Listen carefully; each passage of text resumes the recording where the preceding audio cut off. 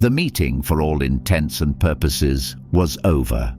Leonard Harrison, CEO of Harrison Innovations, leaned back in his leather throne at the head of the conference table, a picture of smug satisfaction. The presentation had been flawless, the numbers were undeniable, and the visiting investment analyst, a young black woman whose name he hadn't bothered to retain, had been suitably impressed, if a little quiet. All that remained was the final performative ritual of the handshake, the symbolic sealing of a deal he already considered done. He stood, extending his hand not to the woman, but to the senior male executive beside her, a deliberate, calculated gesture of dismissal. The woman, however, did not seem to take the hint. She also stood, a quiet, composed presence in her simple but elegant business dress, and extended her own hand toward him. For a moment, the room was suspended in a state of awkward silence. Leonard looked at her outstretched hand, then at her face, and a slow, condescending smirk spread across his lips. It was a teachable moment, a chance to reinforce the natural order of things. "I don't shake hands with staff," he said, his voice a low, dismissive drawl, loud enough for his entire executive team to hear and appreciate. A few of them chuckled, the sound a soft, sycophantic ripple in the quiet room. The woman's expression did not change.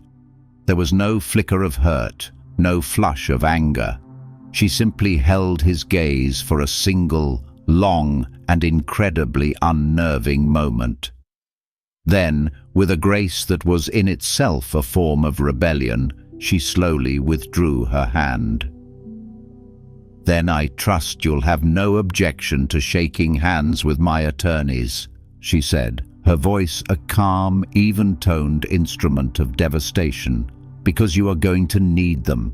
As of this moment, Adebayo Capital is withdrawing its $2 billion acquisition offer, effective immediately." The air in the room seemed to solidify. The quiet chuckles of the executive team died in their throats. Leonard Harrison's smirk vanished, wiped clean from his face, replaced by a mask of pure, uncomprehending shock. He stared at the woman, at this staff member, as her team, who had been waiting silently by the door, stepped forward. They were not assistants. They were a phalanx of the city's most feared corporate lawyers, and their faces were as cold and unforgiving as the judgment that had just been delivered. The room was no longer a boardroom. It was the scene of a spectacular, self-inflicted execution. Hours earlier, Leonard Harrison had surveyed his kingdom from the 48th floor of the Harrison Innovations Tower and found it good. The city of Boston sprawled beneath him, a glittering tapestry of glass and steel, much of it built with the very technology his company had pioneered. He was a king of the old school, a man who had inherited a solid, respectable manufacturing firm from his father, and, through a combination of ruthless ambition and shrewd acquisitions, had transformed it into a modern tech behemoth. His world was one of order, of hierarchy, of clear, unambiguous lines of authority. He believed in the divine right of the successful. He had earned his place at the top of the food chain, and in his worldview, that entitled him to a certain set of behaviors. He saw respect not as something to be given freely, but as a tribute to be paid to him by those lower down the ladder. His condescension was not a character flaw. It was, in his mind, a natural and necessary component of leadership. The meeting today with the analyst from Adebayo Capital was, to him, a minor annoyance. He had never heard of the firm, and the name, Adebayo, sounded ethnic, foreign. He had dismissed it as one of the new, socially conscious impact investing funds that were all the rage, more interested in checking diversity boxes than in generating real returns. His COO had advised him to take the meeting seriously, citing the firm's quiet but formidable reputation. But Leonard had waved him off. "We'll send in a junior analyst, a woman, to make them feel comfortable," he had instructed his team. "Prepare the simplified deck, the one we use for non-technical audiences. We'll be polite, we'll be accommodating, and we'll send her on her way with a nice lunch." The crack in his perfect world was his own profound, unexamined prejudice. He was a man who saw the world not as it was, but as his own limited, arrogant experience had taught him it should be. He saw a woman, and he saw a subordinate. He saw a black woman, and he saw a diversity hire, a token. He saw a quiet woman, and he saw a weak one. He was so blinded by his own biases that he was utterly incapable of seeing the person standing in front of him.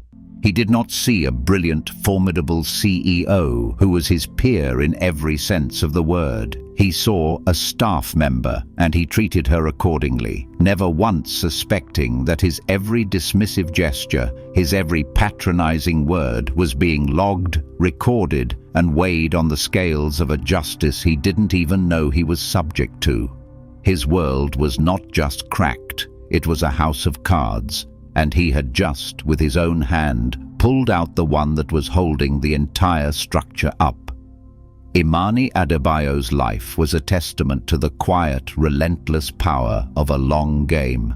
Her father, Joseph Adebayo, had been a brilliant, self-taught engineer, a man whose mind hummed with the elegant, intricate music of circuitry and code.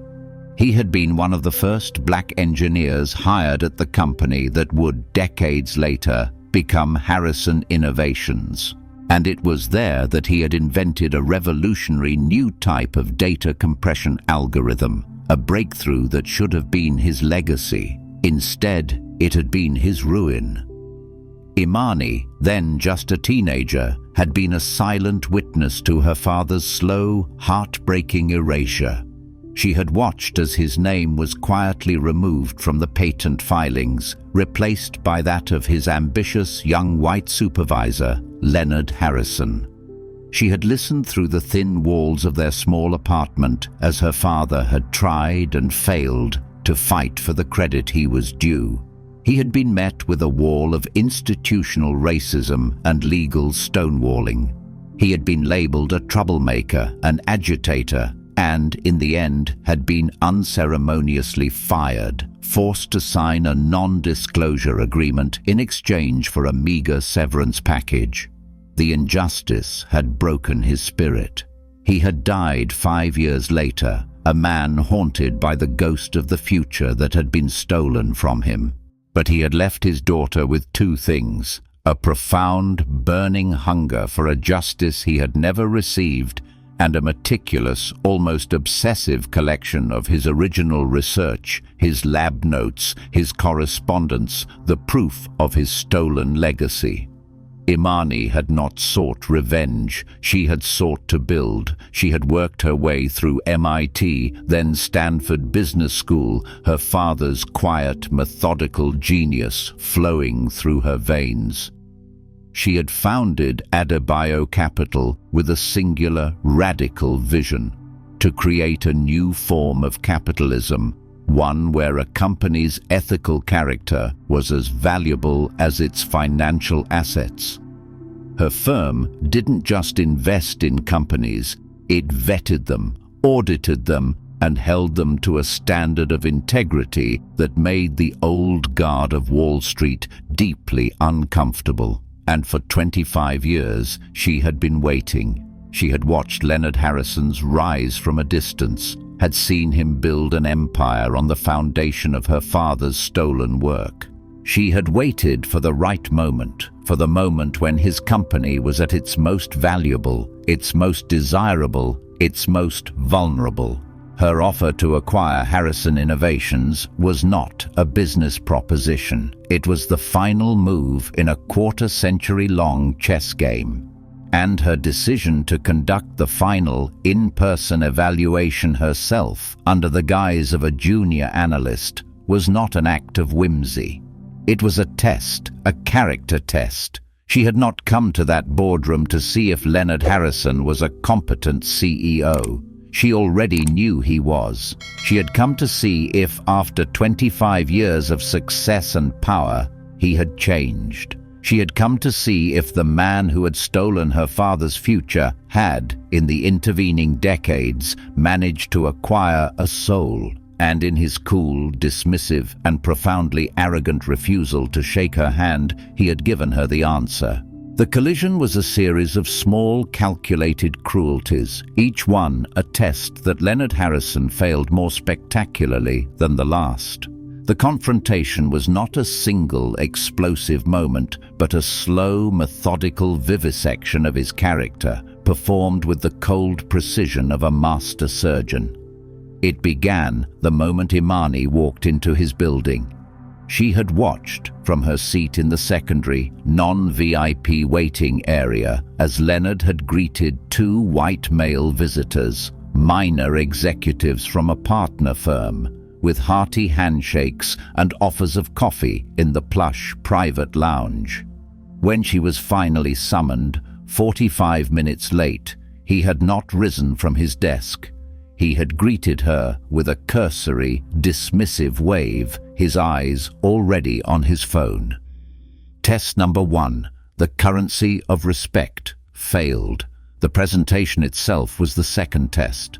It was a deliberately dumbed-down, patronizing overview of his company's work, filled with cartoonish graphics and analogies more suited to a middle school science class than a high-level investment meeting. An algorithm, he'd explained with exaggerated, painful slowness, is like a recipe for a computer. He was not just underestimating her intelligence, he was broadcasting his own lazy, prejudiced assumptions. Test number 2, the assumption of competence, failed. Imani had responded not with anger, but with precision. She had asked a series of sharp, technically complex questions about his firm's deep learning architecture and the discrepancies in their Q2 financial statements. Questions designed to reveal that she was not the uninformed novice he had assumed her to be. This was the pivot point, the moment he could have recalibrated, could have recognized his error and shifted his approach. Instead, he had collided with the truth of his own fragile ego. Flustered and threatened by her unexpected expertise, he had not risen to the occasion. He had doubled down on his condescension. I think these complex financial matters might be a bit beyond the scope of our discussion today. He had tried to put her back in her box, to re-establish the hierarchy he so desperately needed to maintain. Test number 3, the response to an intellectual challenge, failed.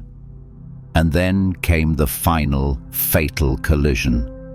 The moment that was not just about business, but about basic human decency. The handshake. When she had stood and offered her hand, it was the last, most simple test of all. It was a test of his ability to see the person, not the station.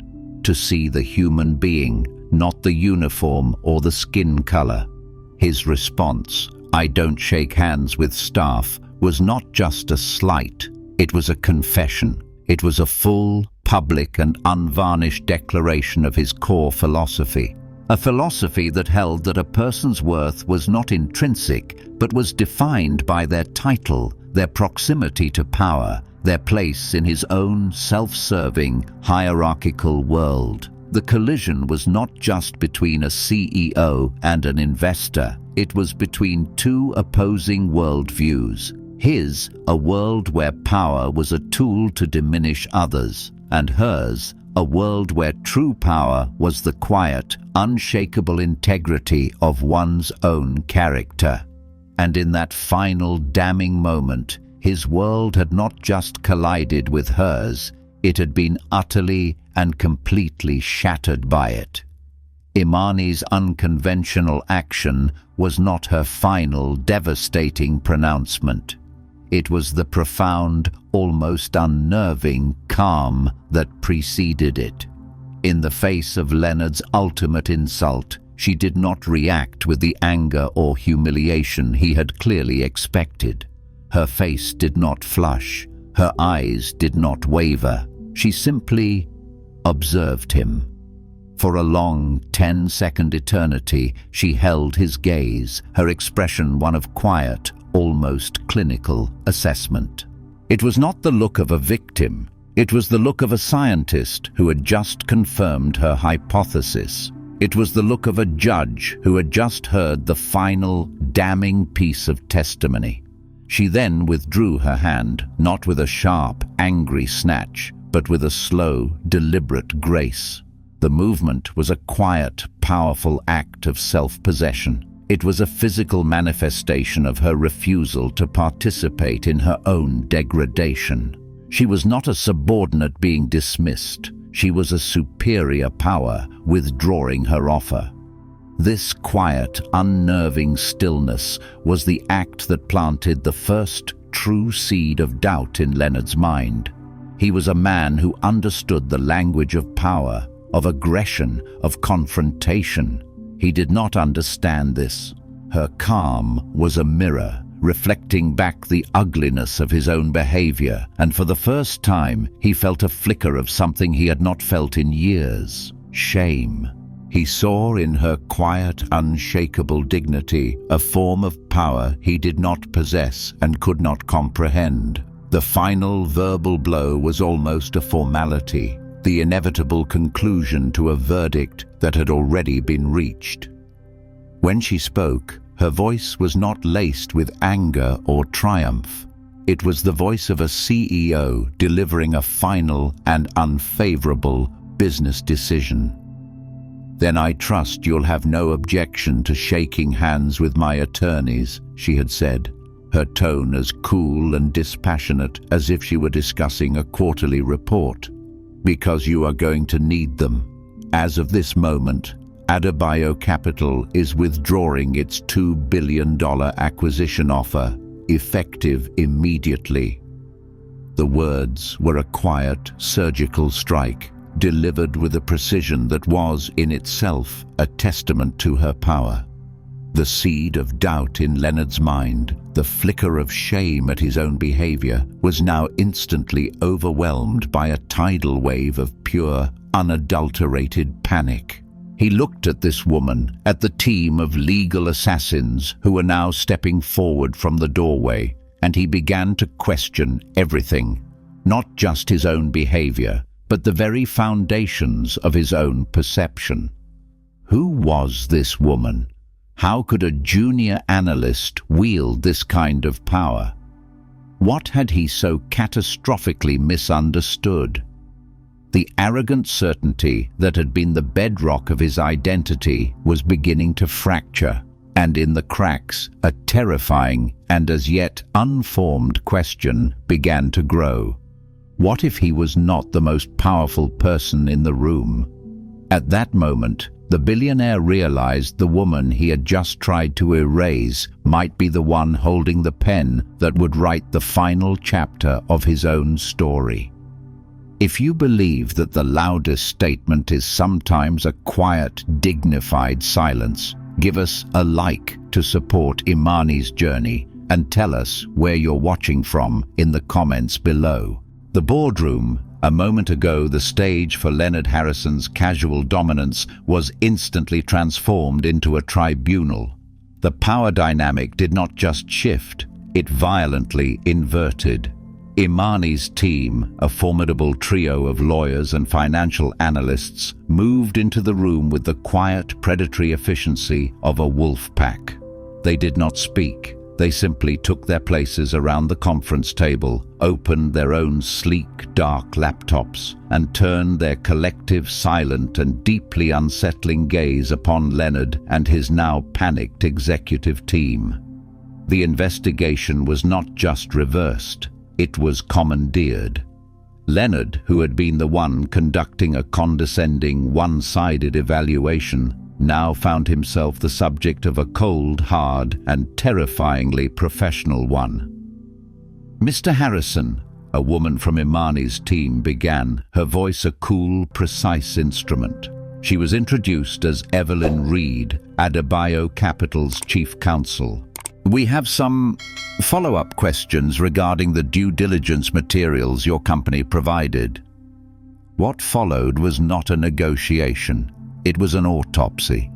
For the next hour, Imani's team systematically and surgically dismantled the rosy, confident picture Leonard had spent the last 6 months painting for his potential investors.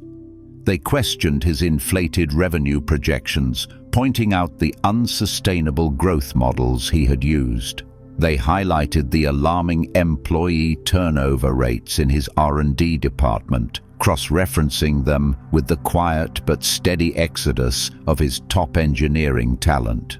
They brought up a series of small, previously undisclosed patent lawsuits, suits that Leonard's own legal team had dismissed as nuisance claims.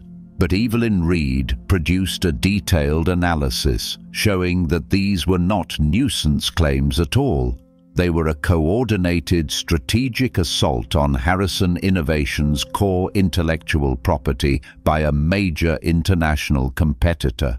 Leonard and his team were blindsided. They stammered, they deflected, they promised to circle back with more detailed information, but their bluffs were called. Their evasions met with a quiet, relentless barrage of facts, figures, and expertly phrased questions that revealed not just a company in trouble, but a leadership team that was either incompetent or deliberately misleading.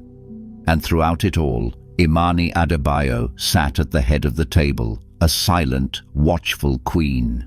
She did not ask a single question. She did not need to. Her team was her instrument, and they were playing a symphony of her own composition. The investigation had been turned on its head. The woman who had been subjected to a humiliating prejudiced character test was now conducting a brutally effective and entirely professional audit of the man who had misjudged her so profoundly. And she was proving, with every passing excruciating minute, that he was not just a man of flawed character, but a man who was, in fact, a terrible investment. The autopsy of his company was a brutal but impersonal affair. It was the moment that followed, after his own shell-shocked executives had been dismissed, that the true, devastating nature of Leonard Harrison's mistake was revealed. He was left alone in the boardroom with Imani and her chief counsel, Evelyn. The room, which had been buzzing with the tense energy of a corporate battle, was now profoundly, uncomfortably silent. Leonard, a man stripped of his corporate armor, finally asked the question that had been burning in his mind for the last hour. "Who are you?" he asked, his voice a raw, defeated whisper. Imani did not answer immediately. She simply looked at him, her expression not one of triumph, but of a quiet, somber gravity. Then she opened the leather portfolio that had been sitting untouched before her. She slid a single, yellowed newspaper clipping across the polished table. The clipping was from a small local Boston newspaper, dated 25 years ago. It was a photograph of a young, hopeful-looking black man in an ill-fitting suit, standing proudly in front of a small workshop. The headline read, "Local engineer Joseph Adebayo pioneers new data compression technology." Leonard stared at the photograph, a cold, forgotten memory stirring in the deep, unvisited archives of his past. He remembered the man, a brilliant, quiet engineer who had worked for his father's company in the early days, a man full of ideas and a relentless, optimistic energy. "My father," Imani said, her voice a low, steady murmur that seemed to fill the entire silent room. "He worked for your father. He believed in the company. He believed in the promise of a meritocracy. He believed that his work, his mind, would be enough." She then slid a second document across the table. It was a copy of an internal memo also 25 years old, signed by a young, ambitious and newly promoted division manager, Leonard Harrison. The memo declared Joseph Adebayo's position redundant due to corporate restructuring, terminating his employment, effective immediately. He invented the foundational algorithm for what would later become your company's core technology, Imani continued, her voice never wavering, a testament to a lifetime of practiced control. You were his supervisor. You saw the genius in his work, and you stole it. You put your name on his patent, you presented his research as your own, and then you fired him, citing redundancy to ensure he would never be in a position to challenge you. The hero's secret was not just that she was a powerful CEO.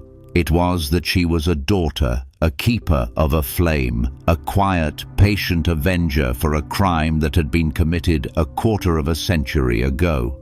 Her entire life, her entire career, had been a slow, deliberate and unstoppable journey toward this very room, toward this very moment. "You didn't just steal his work, Mr. Harrison," she concluded, her eyes, for the first time, showing a flicker of the profound, ancient grief that had fueled her for decades. "You stole his spirit. He died 5 years later, a broken man who had lost his faith not in technology, but in the fundamental decency of the world. I am here today not just to evaluate an investment. I am here to collect a debt that is not measured in dollars, but in the currency of a life's work, a life's legacy that you stole to build your own." The revelation of Imani's identity was a thunderclap, a seismic shock that rearranged the entire landscape of the past. Leonard Harrison stared at the old newspaper clipping, at the hopeful face of the man he had wronged, and the carefully constructed edifice of his own life began to crumble. The trap, the true, buried 25-year-old truth, was not just that he had stolen an idea. It was that the entire trajectory of his success, the very foundation of the empire he had built, was a lie. He was not a self-made man, a visionary who had clawed his way to the top. He was a plagiarist, a thief who had built his kingdom on the intellectual property of a better, more brilliant man. The memories, which he had so carefully suppressed for decades, came flooding back with a nauseating, undeniable clarity. He remembered the long, late-night conversations with Joseph Adebayo, not as a supervisor, but as a peer, picking his brain, marveling at the elegant, revolutionary simplicity of his data compression theories. He remembered the feeling of envy, a hot, bitter poison, as he realized that this quiet, unassuming engineer possessed a spark of genius he himself would never have. And he remembered the meeting with his own father, a ruthless, old-school industrialist who valued results above all else. He had presented Joseph's work as his own, a desperate, ambitious gamble. And his father, impressed, had given him the promotion, the power, the resources he had craved. The die was cast. To admit the truth then would have been to lose everything. So he had leaned into the lie. The buried truth was a story of a single, cowardly choice, a moral compromise made in the name of ambition that had metastasized over 25 years into a cancer of deceit. He had not just fired Joseph Adebayo, he had erased him. He had used his newfound power to ensure that Joseph would be blacklisted, that his name would never again be associated with the technology he had invented. He had told himself it was just business, a tough but necessary move in a competitive world. He had told himself the lie so many times that he had almost come to believe it. But now, sitting across from the daughter, whose eyes held the same quiet, intelligent fire as the father's, there was nowhere left to hide. The trap was not the one she had set for him today. The trap was the one he had set for himself a quarter of a century ago, a trap of his own making, which had finally, and with a terrible poetic justice, sprung. He had been a prisoner of his own lie for his entire adult life, and the woman he had just tried to dismiss as staff was not his accuser. She was his liberator, the one who was finally and irrevocably forcing him to confront the truth. Faced with the irrefutable, ghost-written evidence of his own past, Leonard Harrison did what all cornered predators do. He attacked. The brief, shocking moment of self-awareness was instantly consumed by a lifetime of practiced, reflexive denial. This is a shakedown," he stammered, his voice a mixture of panic and manufactured outrage. He pushed the old newspaper clipping away from him as if it were contaminated. "A fantasy. You have concocted this elaborate, slanderous story, this vendetta, based on the ramblings of a disgruntled former employee." He turned his gaze to his own legal team, who were sitting in a state of stunned, horrified silence. "This is a clear case of extortion. She has used her position, her access, to fabricate a narrative to pressure us into a deal. It's preposterous." He was no longer a man confronting his past. He was a CEO fighting a hostile takeover. His mind, trained for decades in the brutal arts of corporate warfare, defaulted to its factory settings. He began to spin, to create a counter-narrative, a version of events where he was the victim and she, the quiet, dignified woman across from him, was the aggressor. Joseph Adebayo was a competent but not exceptional engineer, he said, his voice gaining a false, confident momentum. He was let go during a necessary and painful round of corporate downsizing. To suggest that he was the secret architect of our company's core technology is not just an insult to me. It's an insult to the hundreds of brilliant men and women who have worked to build this company. He was good. He was practiced. He was a man who knew how to command a room, how to bend a narrative to his will. For a moment, a flicker of doubt even crossed the faces of his own lawyers. The story did seem incredible, a plot from a daytime soap opera. But Imani was prepared for this. She had known that a man who had lived a lie for 25 years would not surrender to the truth without a fight. She did not argue. She did not raise her voice. She simply looked at her own chief counsel, Evelyn Reed, and gave a slight, almost imperceptible nod. The villain's counterattack, his desperate, blustering denial, was about to be met by a quiet, methodical, and utterly devastating wall of facts. He was fighting a war of perception, of loud, angry words. She was about to respond with a war of evidence, of quiet, unassailable truth. The unexpected ally was not a person, but a principle, a quiet, inexorable force that Leonard Harrison, in his arrogance, had long since forgotten. The meticulous, unforgiving nature of a well-documented past. As Leonard's blustering denials filled the silent boardroom, Imani's chief counsel, Evelyn Reed, opened a slim, unassuming binder. She was not a flamboyant litigator. She was a corporate scholar, a woman whose power was in her encyclopedic knowledge of a company's history. "Mr. Harrison," she began, her voice calm and academic, "you claim that Mr. Adebayo's contributions were not exceptional. It's a matter of public record, however, that in the 2 years prior to his termination, every single successful patent filed by your division was based on research protocols that he single-handedly developed." She slid a document across the table. It was a copy of an old internal R&D budget report.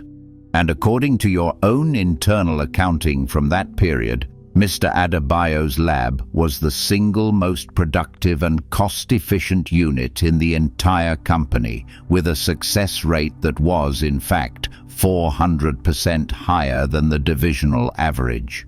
Leonard stared at the document, a relic from a past he thought was buried, now resurrected to condemn him. But the true, unexpected ally was not a document from his own company, but a voice from the grave. This ally was a man Leonard had never met, but whose integrity now reached across the decades to ensnare him. It was Arthur Sterling, Caleb's father from the previous story's universe, now reimagined as a mentor from Imani's past. Furthermore, Evelyn continued, her tone unwavering, before his death, Mr. Adebayo, feeling his position was precarious, sent a copy of his complete, unredacted research portfolio for safekeeping to a trusted mentor. A man who was, at the time, one of the most respected figures in the Boston tech community. A man by the name of Arthur Sterling. At the mention of the name, a name that was a legend in their world, a name synonymous with unimpeachable integrity, a palpable shock went through the room. Evelyn pressed a button on her laptop. A video appeared on the large monitor on the wall. It was an old, grainy video deposition recorded a few years before Arthur Sterling's death. In it, the old titan, his voice a low, powerful rumble, was holding up a copy of Joseph Adebayo's lab notes. "I have reviewed this work," Arthur's voice echoed in the silent boardroom, "and I can state, without reservation, that the data compression algorithm described herein is one of the most brilliant and revolutionary pieces of engineering I have ever seen. It is a work of pure genius, and it is, in its entirety, the intellectual property of its author, Joseph Adebayo." The video was a ghost, an unexpected and utterly unimpeachable witness from the past. It was the voice of a man whose integrity was beyond question, a man who had, from beyond the grave, reached into this room to testify on behalf of his forgotten friend. Leonard Harrison was not just being contradicted by an angry daughter, he was being refuted by a legend. The ground, which had seemed so solid beneath his feet just moments before, was now turning to quicksand. The video of Arthur Sterling was a cannonball, shattering the last of Leonard Harrison's defenses. His blustering denials dissolved into a pale, stammering silence. He stared at the image of the old lion of the Boston tech world, a man he had both admired and feared, now acting as a posthumous character witness against him.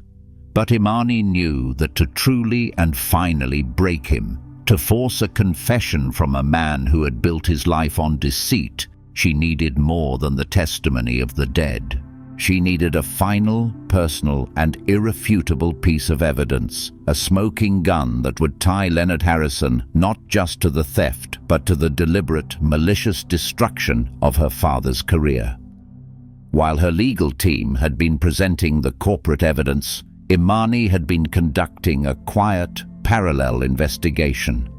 She had used her firm's considerable resources to track down the other engineers who had worked in her father's division 25 years ago.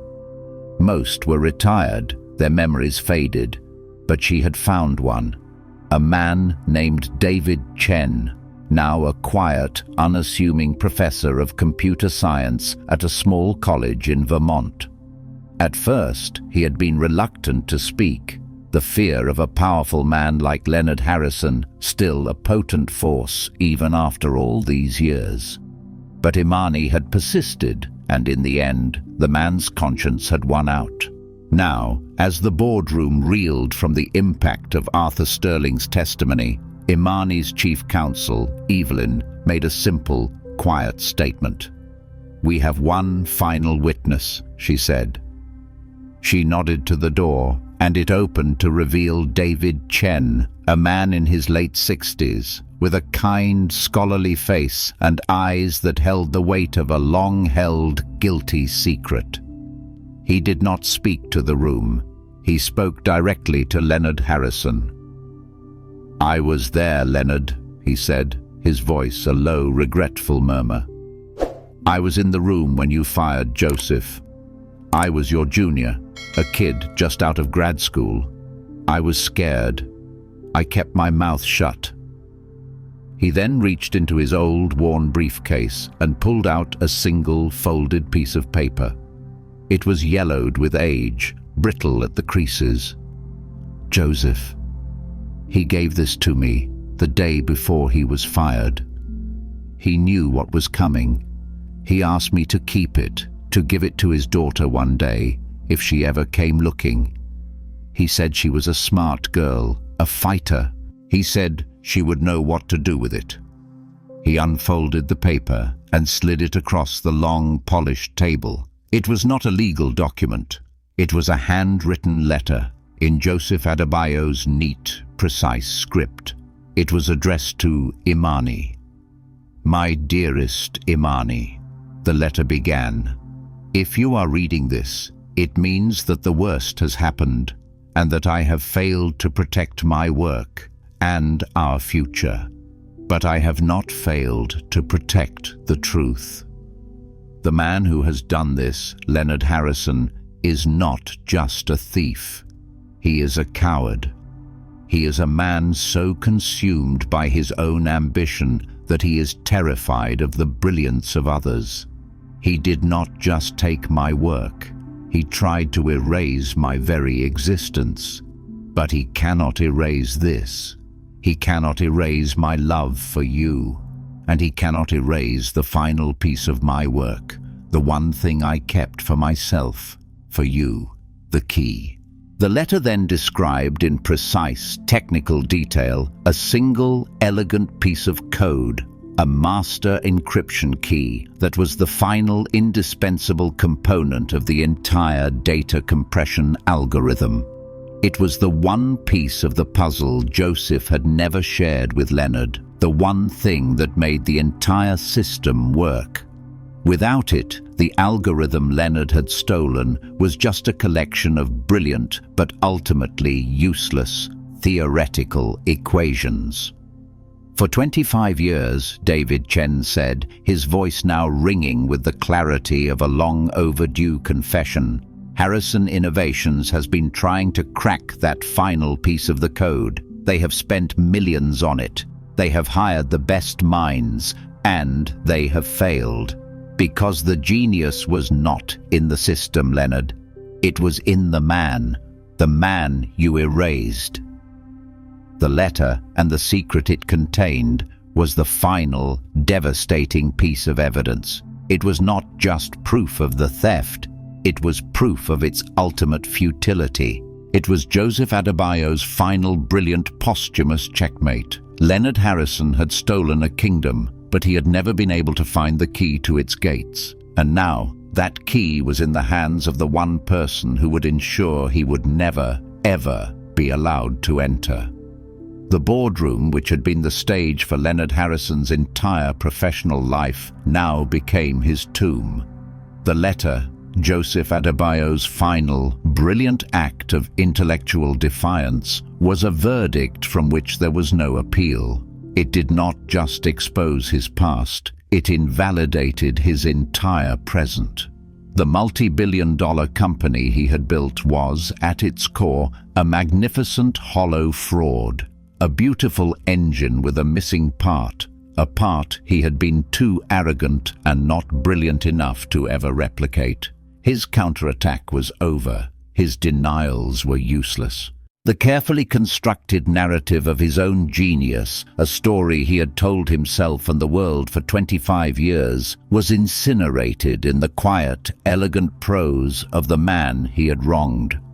He looked around the room at the faces of his own executive team, who were now staring at him with a mixture of horror and a dawning, terrible comprehension.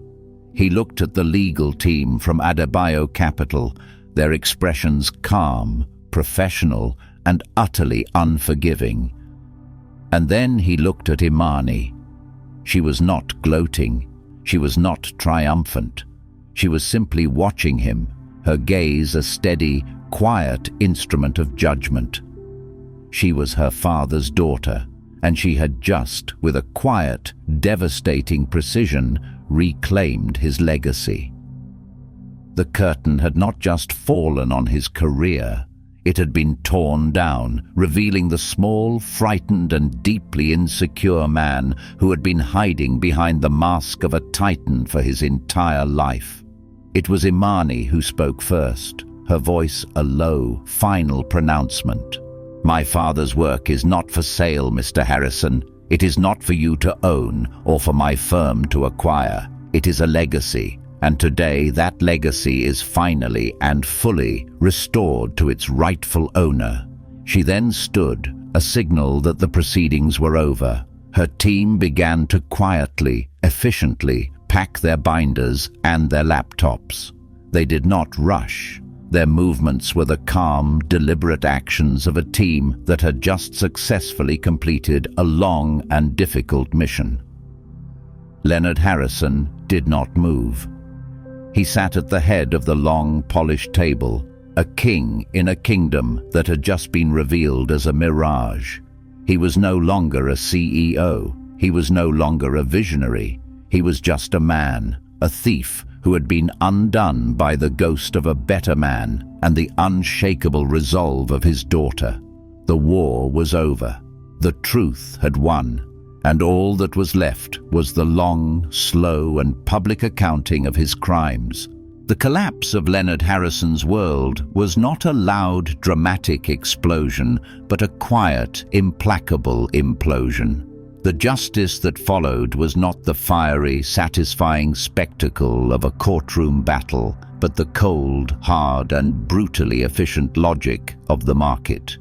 In the hours and days that followed the disastrous meeting, Imani Adebayo did not go to the press. She did not file a lawsuit. She simply, and with a quiet, devastating finality, made a series of phone calls. She spoke to the two primary investment banks that held the majority of Harrison Innovation's corporate debt. She spoke to the three institutional shareholders who had been on the verge of a proxy fight over the company's stagnant R&D. And she spoke to the one influential tech journalist who had been quietly investigating the company's unusually high rate of engineering talent attrition.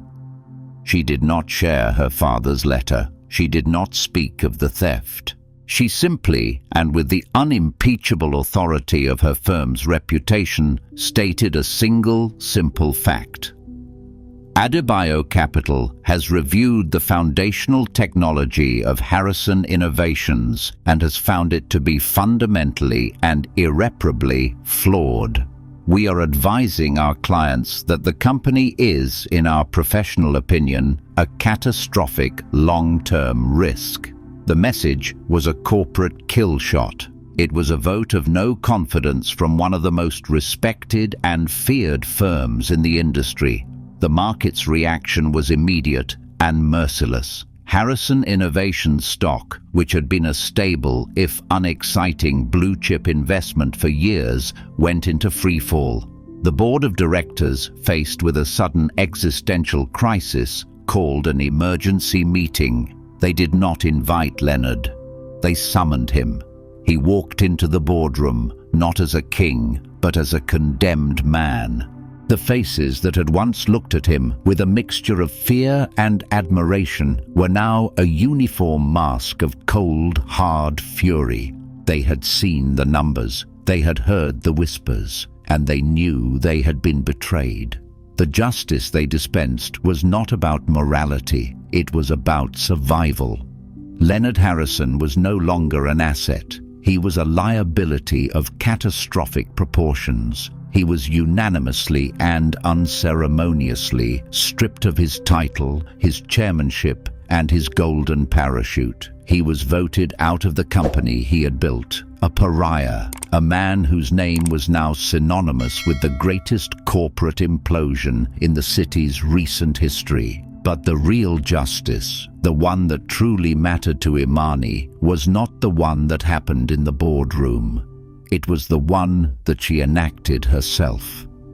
2 weeks later, after the dust had settled and Harrison Innovations was under the control of a new interim CEO, she made her final move. She used her own capital to quietly, and through a series of anonymous third-party buyers, acquire the original 25-year-old patent for her father's algorithm, a patent that Harrison Innovations, in its panic to stop the financial bleeding, had sold off for a fraction of its true worth. And then she did something that stunned the entire tech world. She did not exploit it. She did not build a new company around it. She released it. She made the entire brilliant, revolutionary algorithm open source, a gift to the world, under a single, simple license, the Joseph Adebayo public license. Its one condition was that any and all innovations derived from the code be shared freely for the benefit of all. The justice she delivered was not punitive, it was poetic. She had not destroyed the man who had wronged her father. She had simply, and with a quiet, devastating grace, rendered his entire life's work, his entire legacy of theft, utterly and completely irrelevant. The fall of Leonard Harrison and the liberation of Joseph Adebayo's algorithm sent a quiet, powerful ripple through the tech industry. Harrison Innovations, under new leadership, was forced into a painful but necessary period of restructuring and atonement. The company survived, but it was a humbler, more transparent entity, its name now a permanent cautionary tale about the high cost of a toxic culture. But the real story, the one that resonated in the hushed conversations of boardrooms and the excited chatter of university computer science labs, was the story of Imani Adebayo. She had not just won a battle, she had changed the game. The Joseph Adebayo public license became a new standard in the world of open-source technology.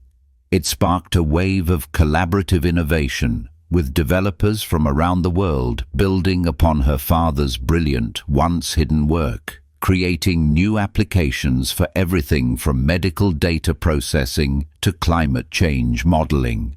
Her father's name, once erased, was now synonymous with a new, more ethical era of technological development.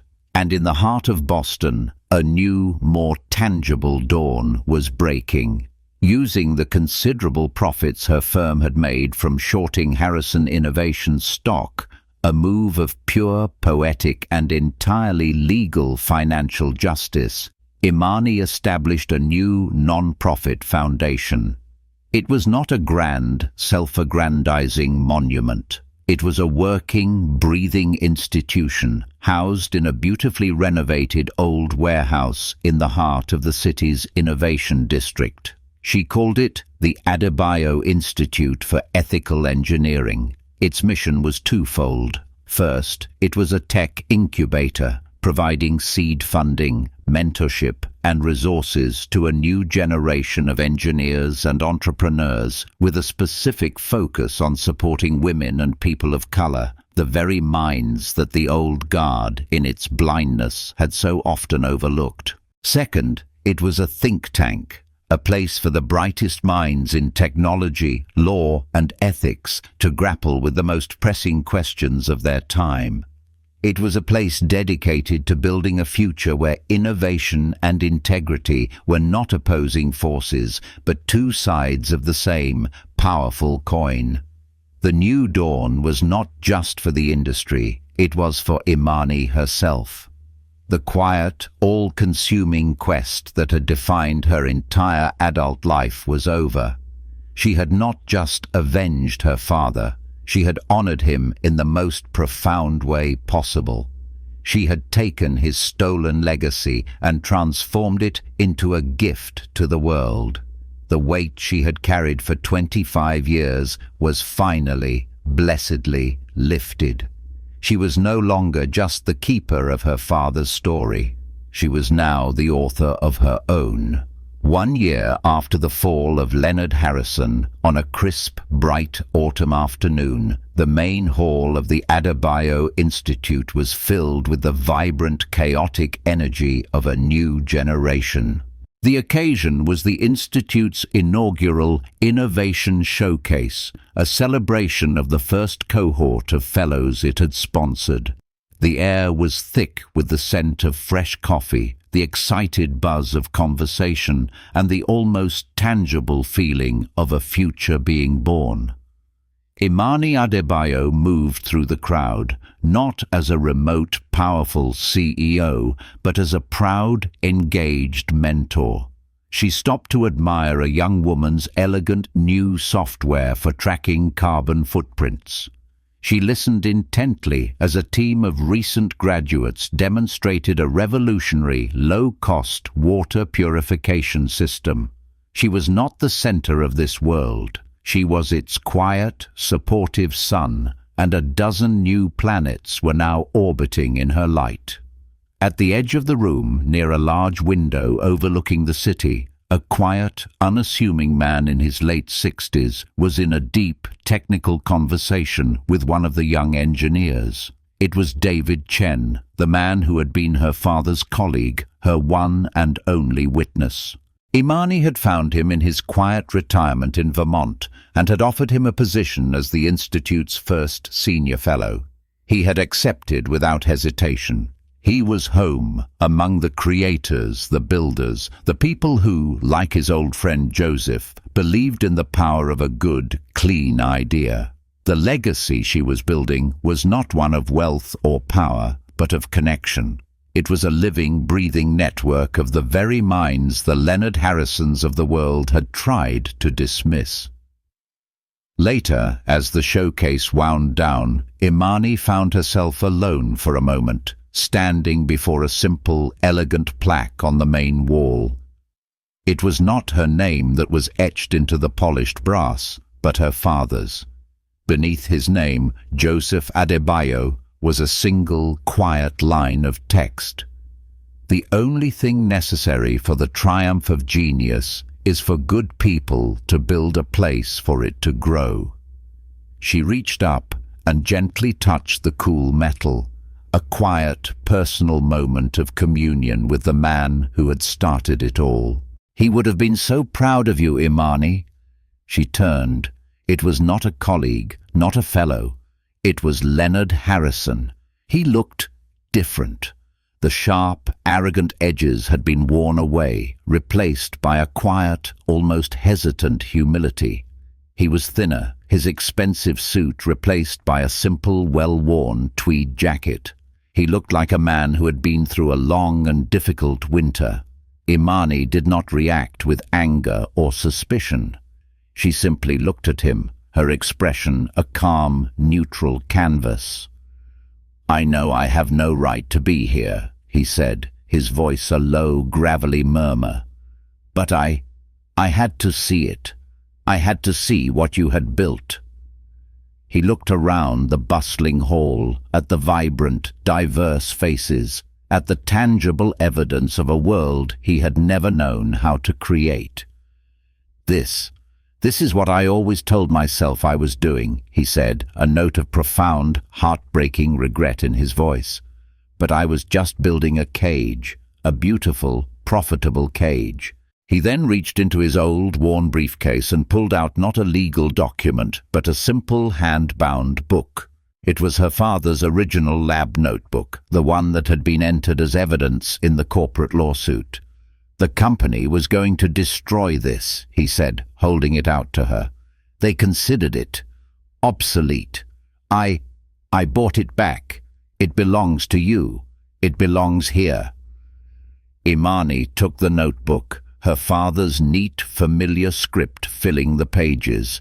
It was the last missing piece of her father's soul. Tears welled in her eyes. "Thank you, Leonard," she whispered, the words a quiet, unexpected absolution. He simply nodded, turned, and walked away, a ghost from a past that was no longer hers to fight. He had not come seeking forgiveness. He had come to bear witness, to acknowledge the legacy he had tried to erase, and in that single, quiet act of restitution, he had, perhaps, taken the first difficult step on his own long road to redemption. Imani stood in the center of the hall, her father's notebook in her hands, the sounds of a new, more hopeful world buzzing all around her. The debt was finally and fully paid. The legacy was not just in the past. It was here, it was now, and it was hers to carry forward.